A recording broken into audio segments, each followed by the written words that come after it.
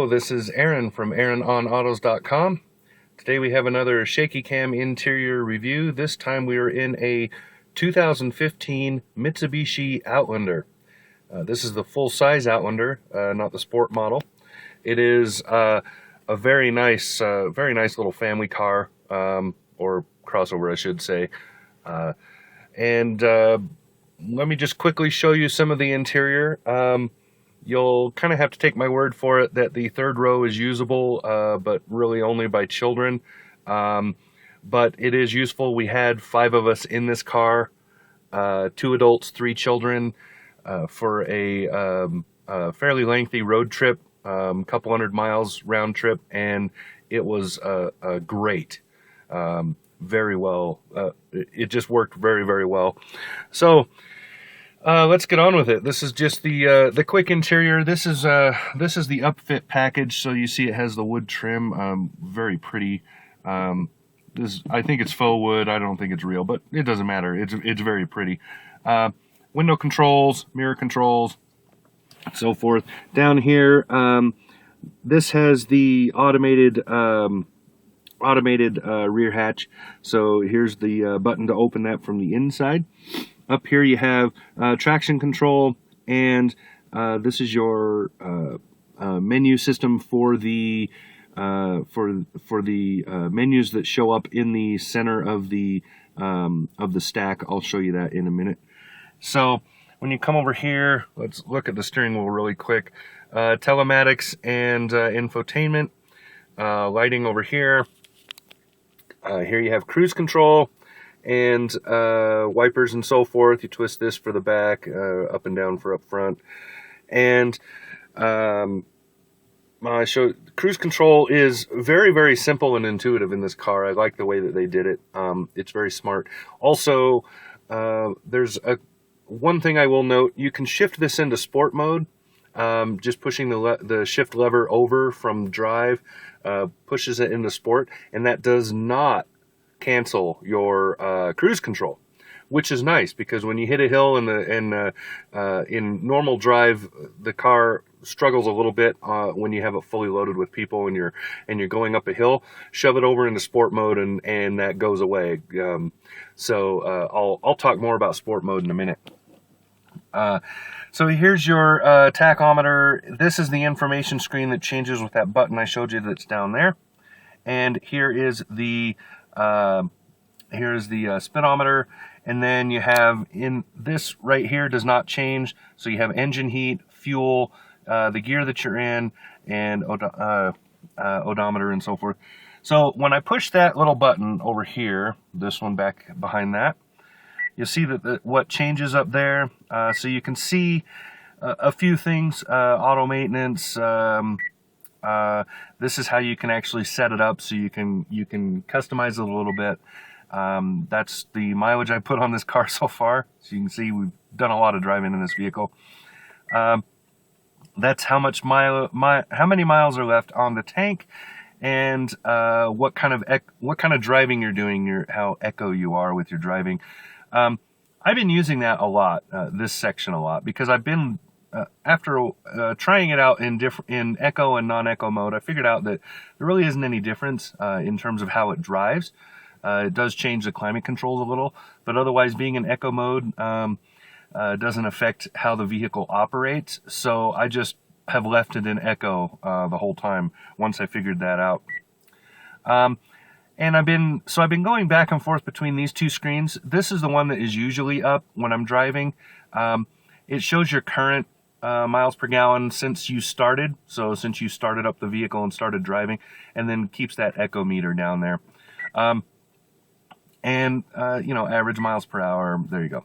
So I've been fiddling with those screens, and I found them fairly useful when you're just trying to see how well you're doing, maximizing your mileage and that sort of thing.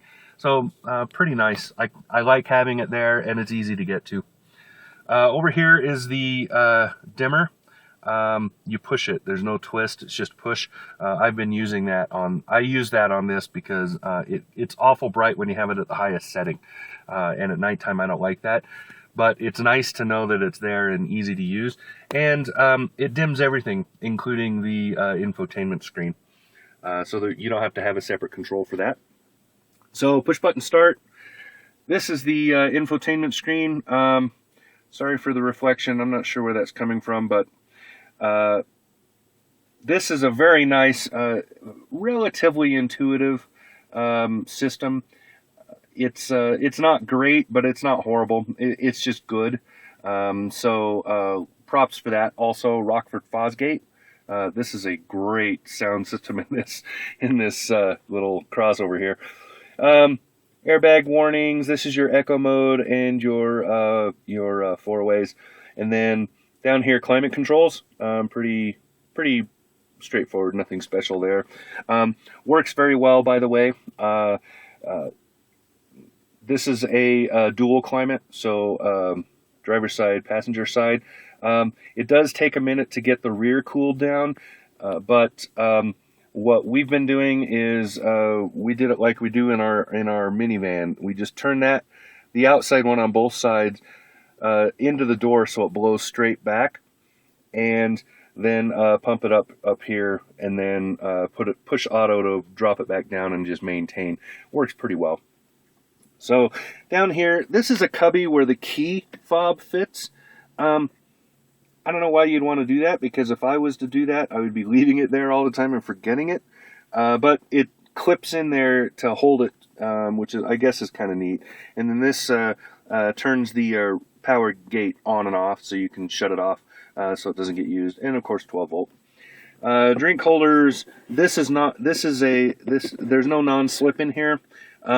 So this is kind of not a very useful cubby for phones and things, but it is useful for just about anything else.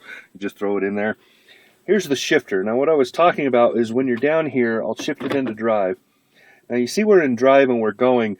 When you need to accelerate to get up an on-ramp, or you need to slow down coming off an on-ramp, or you need to get around somebody or get up a hill and it's struggling a little bit for whatever reason, probably because you have it loaded and it's only a 4-cylinder car, you just knock it over like that into DS. That's drive sport mode, and the CVT pushes to 2,000 RPMs and holds 2,000 RPMs or higher, so that you instead of maximizing fuel economy by keeping the RPMs low, it pushes them up to maximize performance, and it makes a huge difference in how this vehicle operates.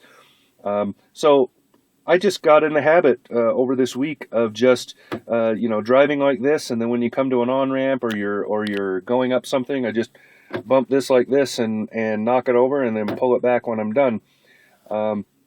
Very cool. But that's kind of an FYI. If you do end up driving one of these, you should know that.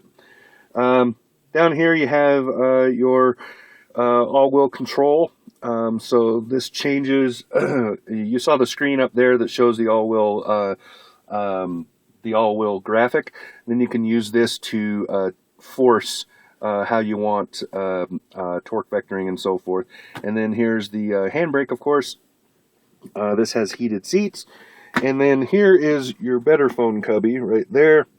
And it's low enough that your cords will clear the top to go down in. And there's your plugs and so forth for that underneath that little tray.